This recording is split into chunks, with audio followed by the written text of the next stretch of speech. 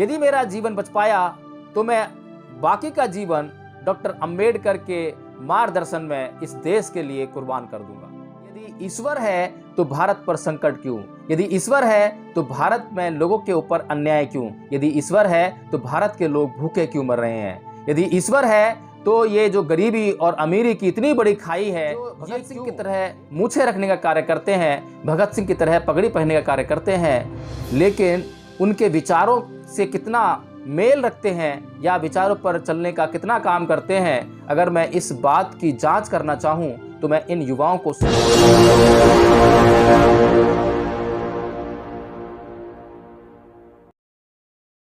जय भीम, नमो बुद्धाय।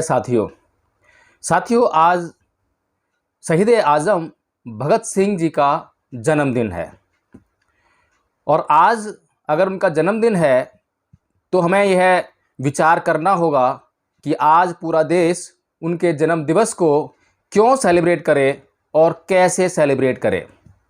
निस्संदेह भगत सिंह एक महान शख्सियत थी, भारत का एक महान सपूत, लेकिन उनकी महानता के सच्चे अर्थों को समझे बिना हम लोग अपने जीवन में अपना विकास या अपने विकास के लिए कुछ भी करने में समर्थ नहीं हो सकते। साथियों, हमें उनके जीवन चरित्र से बहुत कुछ सीखने को मिलता है और बहुत सारे पहलू तो ऐसे हैं जिनकी कभी चर्चा ही नहीं होती है। अगर मैं उनके उन अनछुए पहलुओं की बात करूं जिनकी कभी चर्चा ही नहीं होती है, तो वो दो ऐसे पहलू हैं जिनसे कि पूरा देश एक अच्छी प्रेरणा ले सकता है, एक अच्छा मार्गदर्शन प्राप्त कर सकता है। पहली बात है उनकी स्वरचित पुस्तक मैं नास्तिक क्यों हूँ, और दूसरी प्रेरणा है कि इतने अल्प काल में, इतने अल्प जीवन में जो उन्होंने किया, अगर उन्हें सही मार्गदर्शन प्राप्त हुआ होता तो वे इस भारत देश के लिए बहुत ही महानतम कार्य कर सकने की क्षमता रखते थे। तो साथियों, सबसे पहले मैं शुरुआत करता हूं उनकी पुस्तक मैं नास्तिक क्यों हूं के संदर्भ से। आज जैसा कि हम देखते हैं, हर एक राजनीतिक दल, चाहे वो किसी भी विचारधारा को मानने वाला हो, चाहे उसकी दिशा और दशा कुछ भी हो, लेकिन वह शहीद आजम भगत सिंह का नाम लेकर युवाओं में जोश भरने का कार्य करता है। और साथियों, मुझे तो यह लगता है कि यह जो जोश भरने का जो प्रकरण है, शहीद आजम भगत सिंह का नाम लेकर युवाओं में जोश भरने का जो कार्य है, ये मात्र गुमराह करने का कार्य है। इसमें कहीं भी यथार्थ या यथार्थ की छाप नहीं है। अभी किसान आंदोलन समाप्त नहीं हुआ है। पिछले लगभग 1 साल से किसान सड़कों पर हैं और किसान आंदोलन में अगर एक महानतम व्यक्तित्व की छाप या उसकी तस्वीरें हमें देखने को मिली तो वो एकमात्र भगत सिंह है। भगत सिंह को सर्वश्रेष्ठ चरित्र के रूप में किसान आंदोलन ने पेश किया है। हमने बहुत से युवा देखे जो भगत सिंह की तरह मूछें रखते हैं, भगत सिंह की तरह पगड़ी पहनते हैं और बिल्कुल अपना डील डॉल स्वभाव भगत सिंह की तरह रखने का प्रयास करते हैं। साथियों, इसी तरह से हमने भाजपा के द्वारा शहीद आजम भगत सिंह को बहुत ही प्रचारित और प्रसारित करते हुए देखा, लेकिन मात्र भगत सिंह को प्रचारित किया, उनके नाम को प्रचारित किया। आम आदमी पार्टी ने भी भगत सिंह को प्रचारित किया और भगत सिंह के नाम को प्रचारित करने का कार्य किया। और आम आदमी पार्टी ने तो युवाओं में जोश भर भर के क्रांतिकारियों का उदाहरण दे दे के दिल्ली में सत्ता भी हथिया ली है। साथियों, लेकिन अगर मैं बात कहूँ इन युवाओं की जो भगत सिंह की तरह मूछें रखने का कार्य करते हैं, भगत सिंह की तरह पगड़ी पहनने का कार्य करते हैं, लेकिन उनके विचारों से कितना मेल रखते हैं या विचारों पर चलने का कितना काम करते हैं, अगर मैं इस बात की जांच करना चाहूं तो मैं इन युवाओं को शून्य पाता हूं। कारण यह है कि शहीद भगत सिंह आजम की पुस्तक मैं नास्तिक क्यों हूं में वे साफ साफ लिखते हैं कि मैं उस ईश्वर को कैसे और क्यों मान लूं जब तक कि मेरे देश में एक भी व्यक्ति भूखा है। मैं उस ईश्वर को कैसे मान लूं जब तक कि मेरे देश का एक भी व्यक्ति नग्न अवस्था में बिना कपड़ों के घूम रहा है। तो साथियों, ये कोई मामूली सोच नहीं थी। मात्र 21 साल की आयु में इतना बड़ा चिंतन, जिस चिंतन से आज के बुजुर्ग भी दूर दूर तक कहीं सापेक्ष होते हुए दिखाई नहीं देते हैं। कहीं पर हमें उनके भीतर ऐसा चिंतन दिखाई नहीं देता है। कितना भी उन्हें समझा लो, कितने भी तर्क प्रस्तुत कर लो, कितनी भी विज्ञानवादी सोच उनके सामने रख दो, लेकिन आज का जो भारत का युवा है और भारत के जो लोग हैं वे ईश्वर को मानने में ही अपना सब कुछ समझते हैं, लेकिन वे ईश्वर के अंधविश्वास में फंसे हुए रहते हैं और कभी भी इस बात को स्वीकार नहीं करते हैं कि यदि ईश्वर है तो भारत पर संकट क्यों, यदि ईश्वर है तो भारत में लोगों के ऊपर अन्याय क्यों, यदि ईश्वर है तो भारत के लोग भूखे क्यों मर रहे हैं, यदि ईश्वर है तो ये जो गरीबी और अमीरी की इतनी बड़ी खाई है ये क्यों। एक तरफ अडानी और अंबानी जैसे लोग हैं, एक तरफ वे भ्रष्टाचारी लोग हैं जो देश की धन संपदा को लूटकर ये देश ही छोड़कर भाग गए हैं, और दूसरी तरफ हमारे देश में ऐसे गरीब लोग हैं जो भूखे रहकर आत्महत्या तक करने के लिए मजबूर हैं। तो साथियों, शहीद आजम भगत सिंह मात्र 21 साल की उम्र, जैसा कि मैंने अपने एक वीडियो में और कई वीडियो में मैं बोलता हूं कि जो युवा हैं उनका, युवाओं का जो ये जो जीवन काल होता है 21 साल की उम्र का, ये उनका छात्र जीवन होता है और उनको 25 साल या 30 साल तक केवल और केवल अपने छात्र जीवन में अध्ययन ही करना चाहिए, अध्ययन के सिवाय कुछ और नहीं करना चाहिए। शहीद आजम भगत सिंह के समकालीन परम पूज्य बाबा साहब डॉक्टर भीमराव अंबेडकर भी थे। अगर मैं दोनों के चरित्र की तुलना करूं तो दोनों चरित्र में मैं यह पाता हूं कि परम पूज्य बाबा साहब डॉक्टर भीमराव अंबेडकर इस देश में उन अत्याचारों को सहन कर रहे थे जिसका प्रतिकार करने के लिए कई बार व्यक्ति हिंसा का सहारा ले लेता है।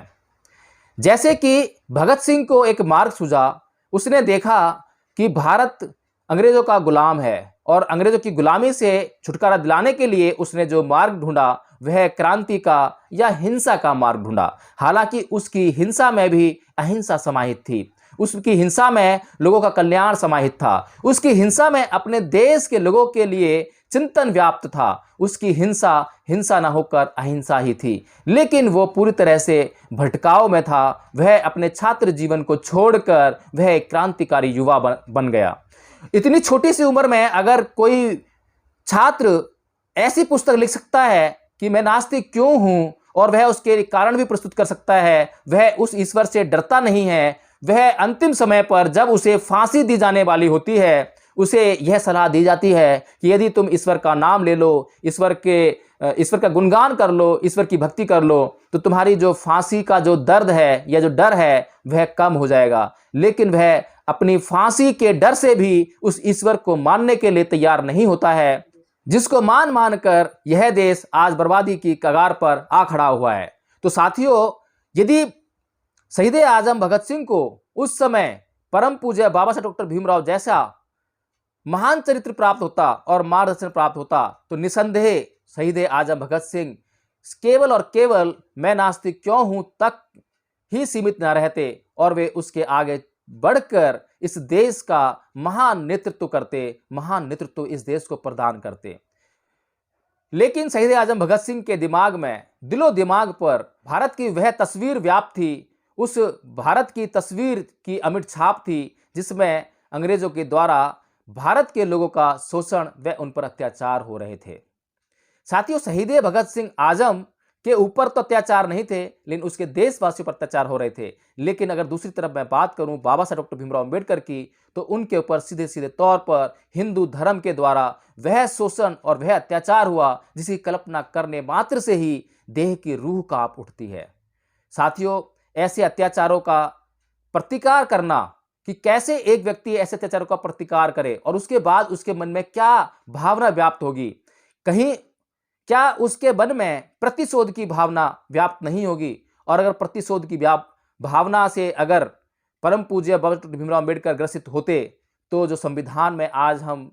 देश को एक करने की, राष्ट्रीयता की जो भावना की छाप हम देखते हैं, राष्ट्रीयता की भावना को देखते हैं, वह हमें कहीं भी देखने को नहीं मिलती। लेकिन साथियों, उस महान व्यक्तित्व ने अपने वर्तमान जीवन में उन पर हो रहे अत्याचारों पर किसी भी प्रकार का प्रतिकार नहीं किया, बल्कि उनसे सबक लेते हुए अपने आगे आने वाले समय के लिए जो संघर्ष चाहिए था उस संघर्ष के लिए अपने आप को तैयार किया, संघर्ष की आग में अपने आप को तपाया और अपने लिए वो महानतम लक्ष्य निर्धारित किया जिसके कारण आज पूरा देश न केवल अंग्रेजों की गुलामी से आज़ाद हुआ, बल्कि इस देश का वह वर्ग जो इसी देश के लोगों का गुलाम था, वह भी कहीं ना कहीं आज अपनी आज़ादी को महसूस कर रहा है। अगर मैं बात करूं कि कुछ वर्ग अभी भी ऐसा है जो दलित है, शोषित है, पीड़ित है, अशिक्षित है, गरीबी में जीने को मजबूर है, और आज उसे संविधान या संविधान की जो आज़ादी है वह कहीं भी नहीं मिल पा रही है, लेकिन उसके लिए रास्ते संविधान के माध्यम से परम पूज्य बाबा डॉक्टर भीमराव अम्बेडकर ने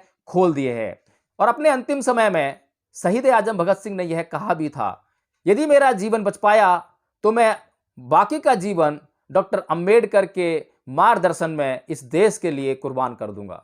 साथियों, अच्छे और सच्चे लोग हमेशा वह करते हैं जो उनके लिए सही है, जो उनके देश के लिए सही है, लेकिन कुछ स्वार्थी लोग, स्वार्थी तत्व वो करते हैं जो ना तो उनके लिए सही है और ना उनके देशवासी के लिए सही है। इसी प्रकार की बातें आज इस देश में भगत सिंह को लेकर होती हैं।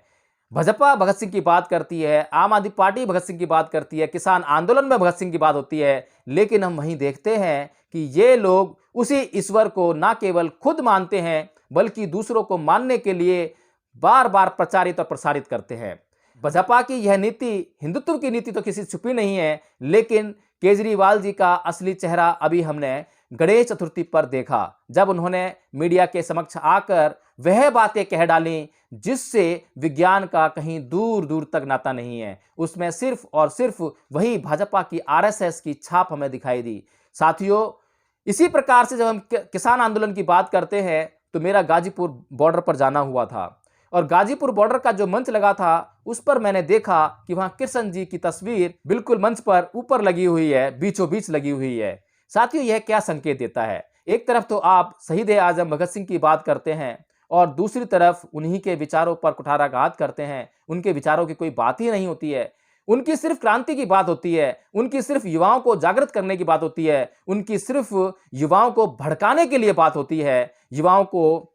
कुमार्ग पर ले जाने की बात तो होती है, लेकिन उनके साहित्य में युवाओं के लिए सही मार्गदर्शन क्या है उसकी बात दूर दूर तक नहीं होती है। तो साथियों, आज इस वीडियो के माध्यम से मैं अपने देशवासियों को शहीद आजम भगत सिंह के जन्म दिवस की हार्दिक शुभकामनाएं देता हूं, और मैं यह मनोकामना करता हूं, मंगल कामनाएं करता हूं कि भगत सिंह की जो भावना थी इस देश के लोगों के लिए, उनके लिए कल्याण की भावना थी, और उनका कल्याण, इस देश के लोगों का कल्याण तब तक संभव नहीं है जब तक कि वे शहीद आजम भगत सिंह को अच्छी तरह से समझे नहीं, अच्छी तरह से पढ़े नहीं। उनके जीवन चरित्र में जहां एक समस्या पैदा हुई कि उनके छात्र जीवन में ही उन्होंने अपना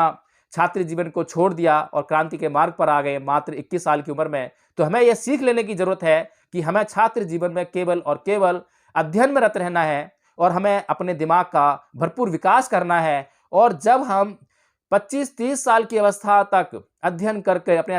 अपने दिमाग का अच्छी तरह विकास कर लेंगे, तो हम इस देश के इतिहास को, इस देश के साहित्य को अच्छे और सच्चे अर्थों में समझने की सोच भी पैदा कर सकेंगे, और उसके बाद हम इस देश के लिए बहुत ही मंगलकारी कार्य कर सकते हैं। तो साथियों, पुनः शहीद आजम भगत सिंह के जन्म दिवस की पूरे देशवासियों को हार्दिक मंगल कामनाएं, और मैं यही कामना करूंगा कि यह देश उन्हें समझे और समझने का प्रयास करे, ताकि इस देश के हर व्यक्ति को उनके जीवन चरित्र से कुछ ना कुछ लाभ जरूर मिले। जय भीम, नमो बुद्ध। साथियों।